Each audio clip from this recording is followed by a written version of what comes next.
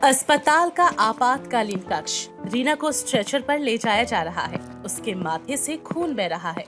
Doctor please, मेरी पत्नी 3 months pregnant है, बचा लीजिए उसे और हमारे बच्चे को प्लीज। वसुधा देवी हाथ जोड़कर भगवान से प्रार्थना कर रही है। उनकी आंखें आंसुओं से भरी हुई हैं। हे भगवान, मुझे माफ कर दो। मैंने अपनी बहू को इतना दुख दिया, उसे सजा नहीं, मुझे सजा दो। प्लीज मेरी बहू को बचा लो। आपने मेरी बेटी के साथ क्या किया? सिर्फ आपकी वजह से उसकी ये हालत हो चुकी है। कुछ समय पहले रीना और विशाल की शादी की रस्में चल रही थी। दोनों जयमाला पहना रहे थे। पापा ने कहा था नई शुरुआत होगी, नया परिवार मिलेगा, लेकिन मुझे डर लग रहा है विशाल। तुम बिल्कुल चिंता मत करो रीना, मम्मी थोड़ी सख्त है लेकिन दिल की बहुत अच्छी है। अरे धीरे धीरे सब ठीक हो जाएगा। वसुधा देवी का चेहरा कठोर है और वो अपने पति से बातें कर रही है। हमें कम से कम एक बार उस लड़की के परिवार वालों के बारे में पूछताछ करनी चाहिए थी। विशाल की पिछली मंगनी टूट गई थी, मैं दोबारा ऐसा नहीं होने दूंगी। शादी के अगले दिन रीना की पहली रसोई है। वो थोड़ी घबराई हुई है लेकिन खुश है। अंकल आंटी, आज मैंने आपके लिए अपने घर का खास पुलाव बनाया है। मुझे उम्मीद है आपको पसंद आएगा। वसुधा देवी खाना चखती है और तुरंत मुंह बनाती है। छी, इतने नमक में खाना कौन खाएगा? अपने मायके में कभी खाना बनाया भी था या नहीं, या सिर्फ मोबाइल चलाना आता है? हमारे घर में कोई इतनी लापरवाही से काम नहीं करता है और ऐसा काम करना चलेगा नहीं हमारे घर में। रीना की आंखों में आंसू आ जाते हैं। विशाल चुपचाप बैठा रहता है। 3 महीने बाद रीना ससुराल में घुट रही थी और वसुधा और उसके बीच हर रोज छोटी छोटी बातों से तनाव रहता है। विशाल, मैं हर दिन कोशिश करती हूँ, लेकिन माँ जी को कुछ भी पसंद नहीं आता। मेरा खाना, मेरे कपड़े पहनना, मेरा बोलना, कुछ भी नहीं। अरे रीना मेरी जान, थोड़ी समझदारी दिखाओ। मम्मी के साथ किसी की नहीं बनती। प्रिया दीदी भी तो इसलिए अलग रहती है। तो क्या मैं जिंदगी भर इसी तरह जीऊं? मैं भी तो किसी की बेटी हूँ विशाल। मेरे घर में मुझे इतना प्यार मिला था। इसी बीच प्रिया फोन पर अपनी माँ से बातें कर रही थी और रो रही थी। माँ, सासू माँ मुझे हमेशा हर बात पे रोकती टोकती रहती है। मेरे बाल, मेरे कपड़े, हर चीज पर बोलती रहती है। और तो और राजेश उन्हें कुछ भी नहीं बोलते। माँ एकदम विशाल की तरह है। तू फिक्र मत कर बेटा और रो मत। मैं कल ही आकर उस सविता को बताती हूँ, मेरी बेटी के साथ उसने ऐसा व्यवहार किया है, ये उसके लिए अच्छा नहीं होगा। दूसरे दिन वसुधा प्रिया के घर पहुंचती है और देखती है कि प्रिया की हालत दयनीय है। प्रिया, ये क्या हाल बना रखा है तूने अपना? तू तो मेरी शेरनी बेटी है, अपने आप को संभाल बेटा। माँ, आप बिल्कुल नहीं समझ सकती मुझे, क्योंकि जैसा दर्द मैं महसूस करती हूँ ना, आप कैसे समझोगी माँ? क्योंकि आप तो खुद एक सास हो।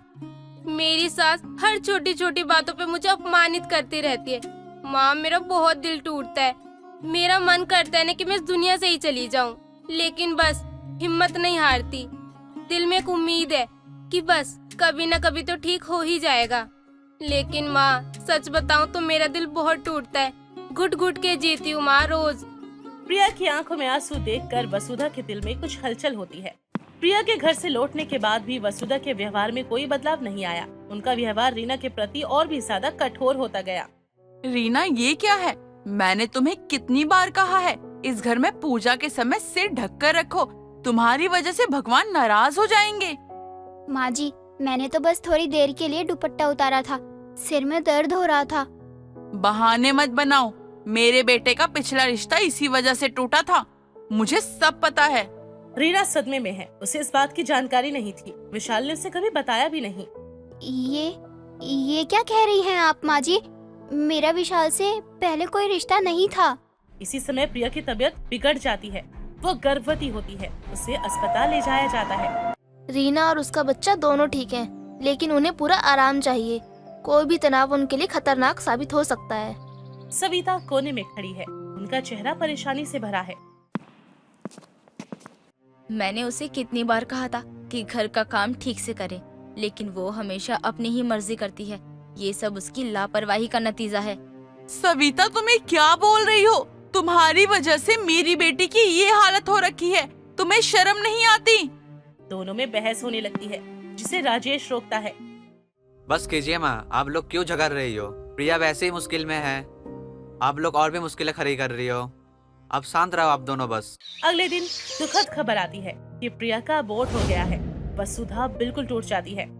मेरी बच्ची, मेरी प्रिया, ऐसा क्यों हुआ भगवान? क्या गलती थी मेरी बेटी की? घर लौटते समय वसुधा को एहसास होता है कि वो रीना के साथ वैसा ही व्यवहार कर रही थी जैसे सविता प्रिया के साथ करती थी। घर पहुंचकर वसुधा देखती है कि रीना सीढ़ियों से गिर गई है। विशाल उसे अस्पताल ले जा रहा है। मम्मी, रीना 3 महीने से गर्भवती है। उसने आपके व्यवहार की वजह से ये बात छिपाई थी। अब हमारा बच्चा खतरे में है। अस्पताल का आपातकालीन कक्ष। रीना को स्ट्रेचर पर ले जाया जा रहा है। उसके माथे से खून बह रहा है। डॉक्टर प्लीज, मेरी पत्नी 3 मंथ्स प्रेग्नेंट है। बचा लीजिए उसे और हमारे बच्चे को प्लीज। वसुधा देवी हाथ जोड़कर भगवान से प्रार्थना कर रही है। उनकी आंखें आंसुओं से भरी है। हे भगवान, मुझे माफ कर दो। मैंने अपनी बहू को बहुत सताया है। उसके बदले की सजा मुझे दे दो, पर मेरी बेटी को बचा लो भगवान। रीना के माता पिता भी पहुंच जाते हैं। रीना के पिता गुस्से में हैं। आपने मेरी बेटी के साथ क्या किया? सिर्फ आपकी वजह से उसकी ये हालत हो चुकी है।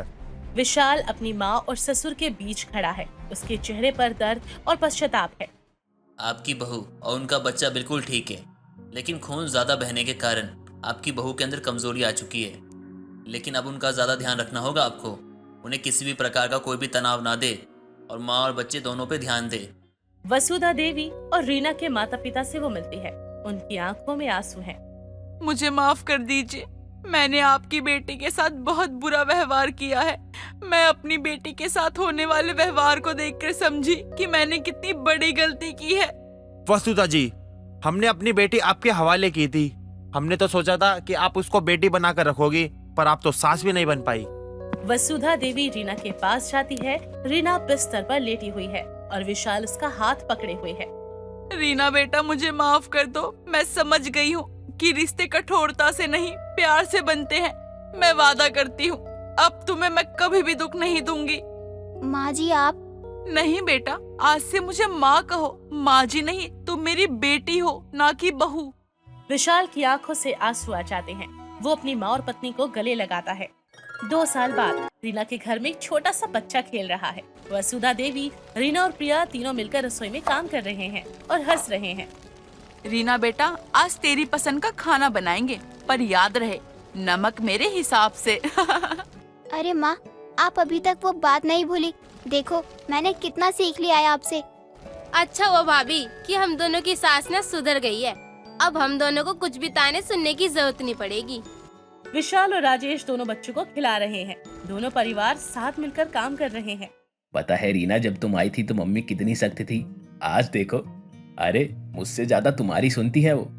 विशाल, कभी कभी जिंदगी में दर्द होना भी जरूरी होता है। उसी दर्द से हम सीखते हैं और बदलते हैं। वसुधा देवी बच्चे को गोद में लेकर प्यार करती है।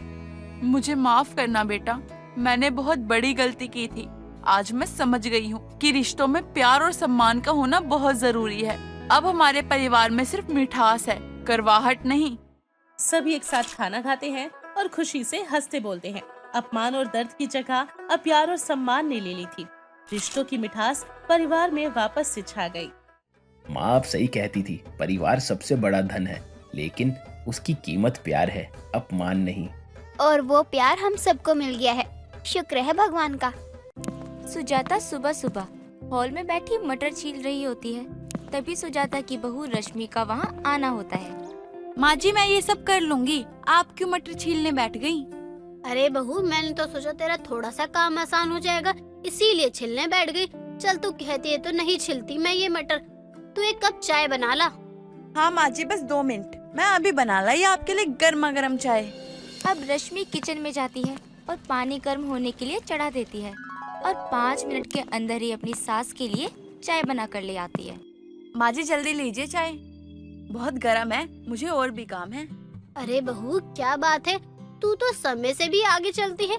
मैंने तुझे चाय बनाने को कहा, तू तो चाय भी ले आई। वैसे चाय में उबाल तो आई थी ना? हाँ माँ जी, आप पी कर देखिए, आपको अच्छी लगे तो मैं और दूसरी बना दूंगी चाय। अब सुजाता चाय पीती है तो उसे चाय काफी पसंद आती है।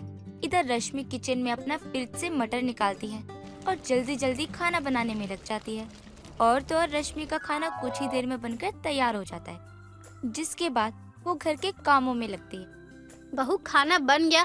हाँ माँ जी, वो तो कब का ही हो गया। आपको या पापा जी को भूख लगी हो तो खा लीजिए। अरे बहू, मैं तो तेरी इस फुर्ती की दीवानी हो चुकी हूँ। क्या काम कर दिए इतनी जल्दी, तो आज तक मैंने पानी नहीं उबाला होगा। माँ जी, मुझे शुरू से ही जल्दी काम करने की आदत है और मेरी माँ तो इससे बहुत जल्दी काम करती है और ऐसा कभी नहीं हुआ कि उसमें कोई नुक्स निकाल दे। समधन जी को मैंने खूब काम करते देखा है। बहू चल तू काम कर ले, मैं थोड़ा शांति से मिलकर आती हूँ। हाँ माँ जी, अभी तो ढेर सारे कपड़े भी हैं धोने के लिए। सुजाता अब अपनी पड़ोसन शांति के घर जाती है और इधर रश्मि कामों में लगी होती है और सुजाता शांति से कहती है, अरे शांति, क्या कर रही है? आज तक तेरे घर का काम नहीं हुआ क्या? अरे तेरी बहू है तो बड़ी ही कामचोर है। मेरी बहू को देख, अब तक उसने खाना तो क्या, घर का काम भी निपटा दिया है। तेरी फुर्तीली बहू की तो बात ही कुछ और है। वैसे मेरी भी बहुएं भी अच्छा काम करती हैं। मैं तो कहती हूँ तू अपनी बहू को मेरी बहू के पास फुर्ती में खाना बनाने के लिए भेज दे, कुछ तो सीख ही जाएंगी। देख सुजाता, तेरी बहू चाहे कैसा भी काम करती हो, लेकिन मैंने कभी तेरे घर जाकर तेरी बहू के बारे में तुझे कुछ नहीं कहा, तो तू मेरी बहू को क्यों ताने मार रही है? अरे तू तो खामखाई बुरा मान गई। चल अभी एक कप चाय ही पिला दे। घर आए मेहमान से चाय पानी भी नहीं पूछ सकती है क्या तू? अरे रुक, अभी बनवा देती हूँ चाय बहू को कहकर। बहू 2 कप चाय लेकर आना। अब सुजाता और शांति हॉल में बैठे बातें करने लगते हैं और जब काफी समय तक चाय नहीं आती तो सुजाता शांति से कहती है, शांति, मैं चलती हूँ, चाय रहने दे। इतनी देर में तो मेरी बहू चाय क्या खाना बना लेती। फिर से कह रही हूँ, अपनी बहू को बोल कि थोड़ा फुर्ती में काम करे। ऐसे काम करेगी तो घर आए मेहमान भी भूखे ही चले जाएंगे। अरे सुजाता, तू तो जानती ही है कि घर में कितना काम हो जाता है। ला ही रही होगी बहू। सुजाता अब शांति को लिए अपने घर आती है तो वो शांति को घर दिखाते हुए कहती है, देख रही है मेरा घर कितना चमक रहा है। भले ही बहू जल्दी जल्दी काम करती हो, लेकिन सफाई 1 नंबर करती है। सच में तेरे घर का काम 9 बजे तक हो जाता है और यहाँ देख कि मेरी बहू से अभी तक चाय तक नहीं बनी। चल बैठ बहू। अरे ओ बहू, 2 कप चाय तो ले आ। जी माँ जी, बस 5 मिनट दीजिए, मैं अभी बना लाती हूँ आपके लिए चाय। अब रश्मि किचन में जाती है और अपना पसंदीदा फ्रोजन तरीका अपनाकर उसका पाउडर बनाकर उसकी चाय बनाकर अपनी सास सुजाता और शांति को देती है। बहू, तूने इतनी जल्दी चाय बना ली? क्या बात है बहू, ऐसा लग रहा है कि तूने कोई जादू कर दिया हो बस। अरे काकी, अब तो जल्दी में काम करने की बस आदत सी हो गई है। बहू, उस दिन जो तूने समोसा तैयार किए थे ना, वो बना देती तो चाय पीने का मजा ही आ जाता। आप मुझे 15 मिनट दीजिए, मैं आपके लिए अभी बना कर लाती हूँ। अब रश्मि किचन में जाती है और पैकेट वाले समोसे तल देती है और कुछ ही देर बाद वो अपनी सास और पड़ोसन के सामने परोस देती है। अरे बहू, तेरी इन्हीं फुर्ती में काम करने की वजह से पूरे मोहल्ले वाले मेरी खूब तारीफ करते हैं और कहते हैं कि बहू हो तो सुजाता की बहू जैसी हो। अरे बहू, एकदम गजब समोसे बनाए हैं तूने। जरा इसकी रेसिपी मुझे भी बता दे, मैं भी अपनी बहुओं को कहूँगी कि सुजाता की बहू जैसा समोसा बनाए। काकी, अभी तो आप समोसे खाओ, समोसे की रेसिपी मैं खुद आपको लिख कर दे दूंगी। शांति भी अब सुजाता की बहू से खुश हो जाती है और जब वो घर जाती है तो अपनी बहुओं को ताने देना शुरू कर देती है। अरे ओ बहू, कहाँ रह गई तू? जरा 1 गिलास पानी तो लेकर आ। ये लीजिए माँ जी पानी। आपके लिए जो चाय बनाई थी वो पड़ी ही रह गई। आप कहाँ चली गई थी? अरे जितनी देर में तू पानी लेकर आएगी उतनी देर में तो सुजाता की बहू चाय समोसे सब बना लाएगी। लानत है ऐसी जिंदगी पर जिसमें तुझसे कोई काम ही नहीं होता। माँ जी, लेकिन इतनी जल्दी खाना बनाने का मुझे कुछ समझ नहीं आया, लेकिन मैं रश्मि भाभी के पास जरूर जाऊंगी, ये सीखने की फुर्ती में खाना कैसे बनता है। ये सब मैं अपनी आंखों से देखकर आई हूँ। अब कल तू भी जाकर देख लियो कि सुजाता की बहू कितनी फुर्ती से काम करती है और खाना भी बनाती है। इधर रश्मि को घर के कामों में ही समय लगता है, लेकिन वो भी वक्त से पहले कर लेती थी और अपने फ्रोजन खाने से अपना पेट भी भर लेती थी, जिसमें उसे ज्यादा मेहनत नहीं लगती थी और सुजाता को घर के काम और खाना समय पर भी मिल रहा था, तो उसे किसी और चीज से कोई मतलब नहीं था। और फ्रोजन फ्रूट भी रश्मि खुद ही मार्केट से लाया करती थी।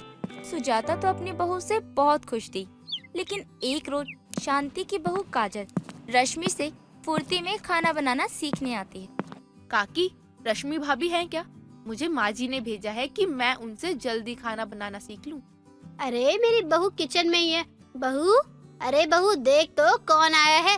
शांति की बहू काजल आई है, काजल।